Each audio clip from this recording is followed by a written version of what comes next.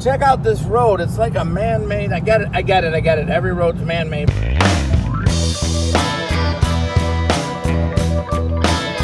right, guys, how you doing? Well, I got Green Nelly here, down here. It was Cindy, my princess. I got the princess here. And you know, this is why I enjoy doing what I do. Some people call it a job, I call it an adventure. I expected to bring this and I couldn't understand, you know, the guy bought it and I didn't understand. He said, well, I bought it because I want the radio. And I'm like, the radio, couldn't I just mail the radio? I mean, 8 hours on the road, 7.5 hours on the road. I get here and the guy is just cool as shit and has the coolest shit. Here he is right here. It's tight to move in here. There's more motorcycles than I ever thought. How you doing there? Let me shake your hand again. This is Bill. Bill's been doing this. How you doing? Hi, folks. He's been doing this his whole life. They've been married 50 years. It's awesome. But this is the one that he just finished. Can you tell us a little bit about that, Bill? And about the story of you finding this after, what did you say, 50-some years? Almost 50 years. When I was a young teenager, a friend of mine had this bike, and he kept it on his grandmother's front porch. And every time I went to town, I had to sit on it to do this, boom, have fun. But I did it so much that his grandmother ended up running me off the porch with a broom. So, long story short, I moved away from the area, and not too long ago, I went back up and was talking to a friend of mine that I went to school with, and he said, hey, man, whatever happened to Steve's bike? And he said, well, I've got it. I said, you're kidding, it's still in this area after all those years. This is down in Shenandoah Valley, Virginia.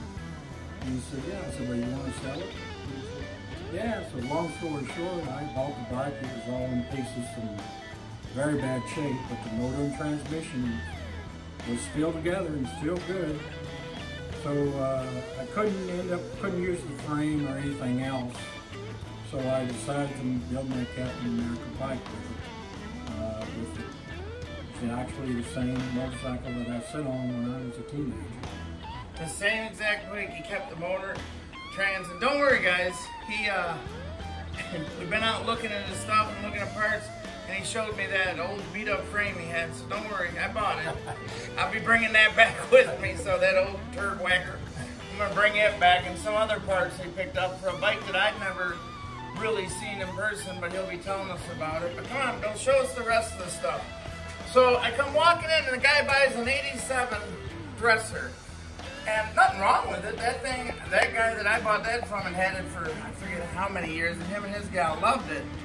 But I just didn't expect, like when I sell my pan heads or when I sell shovel head, cone shovels, not so much, but like gem shovels, you expect to see this stuff. So I drop off that, I walk in, look what I find. A nice knucklehead. That was a chopper that he bought 10 years ago. Tell us about what that chopper looked like. Well, it had 12-inch tube front end on it, not wrecked. Pretty much pretty ratted out. I bought it from Washington State and paid what I thought at the time was quite a bit of money. In fact, I went to the bank and borrowed the money. And now I can say it's probably the best investment I ever made. I wish I'd have done it more. I hate to spoil it, but because of knuckleheads and where they're at, you know where they're clearly. Clearly you've been doing this longer than I have. You're 56, I'm 54. Yeah, I'm 71. 71, and look, it looks better than me. Son? Yeah, really. So he was telling me, he picked that up, well, didn't pick it up, he borrowed the money at that time, 12 grand for that bike. I'm like, you know, and that was only 10 years ago. So as I said, get out there, keep looking. But now check out the pan. So here's the pan, and you guys all know me. I call them, I can't say what he called them, but I call them Elvis Stout. I love all the knobs and you know, when they do the cheese grater rear end, and I liked all that stuff. But how did the pan come about? Well, my wife was born in 1952, so I told her I would find a 52 and restore it. And it started out as a pretty much a stock bike, but totally restored it, and we were trying to decide what color to paint it. And that color is an optional color from 1952.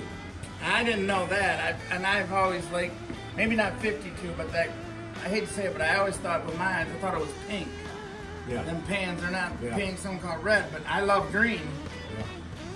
So anyway, in my research of trying to decide what color to paint it, I come across this color book. I was searching on eBay, and I found the original can of this paint. And I thought, well, I'll buy that just to see if I can match the color. So lo and behold, when I get the can, it's unopened, and the paint is still good in it. It had never been opened. So I take it into the local paint store and have the paint matched, and there's the results. So it is original color, optional color from Mark. Now you know what I was talking about? We were talking earlier about the internet. I have people do this. I have people do stuff for me and help me out. My son helps me out a whole lot. Josh takes care of it, and then Joe helps me out, listing stuff. And for the things we don't like, has also helped us. Like you'd have never found that without eBay. That color, especially now since I've got that color. Because of the virus, you know, nothing's going on. I can't travel because I have a lot of health issues. Are we? You have to be out talking to people, traveling. Well, you were saying like you used to do all them old swap meets, and so did we. Yes. We were loving it and having it. Now they don't have them. No. I hope they don't come down on us. But even though I'm not telling them where we're at, because we don't have masks on. Yeah. I think you got enough whiskers. You're protected. That's terrible, ain't it? I don't give a shit about that. Saying, I really have a passion for the super glides. I like them. I picked up a few years ago the original poster bike, the one that they took the pictures of for the magazines and for the literature, and the one that they traveled around showing everybody. And it was so they never titled it, but I had all the authenticity letters and stuff. So that's why I'm really into it. But I had to sell that bike. At the time when I got it, I couldn't afford to keep stuff because I had to keep things moving. But I love your super glide there, and I remember when everybody was kicking all them boat tails and you couldn't get them away. I remember in 1971, it was my first brand new Harley. It was a Harley 350 Sprint. And the dealer called me and said, your bike is in. And so I went down to where the dealer was to pick up the bike, and they were unloading 3 of those red, white, and blue super glides. And he tried his damnedest to get me to buy one of the super glides instead of buying that 350 Sprint. And I said, I can't afford it. My payments for the Sprint were $69 a month. And for the super glides, it'd have been about $98 a month. I couldn't swing that, so I went with the Sprint. And that, I remember that dealer had some of them bikes for probably 2 years before he sold them. And now, just goes to show how things have changed. Right. And then next to that is an original, and that was called the Confederate Edition. And that was a bike you cannot find any literature on anywhere, and Harley will not admit that they made that. Yeah. They have 2 in the museum, but they're not displayed. They're not allowed to look at. And you have one.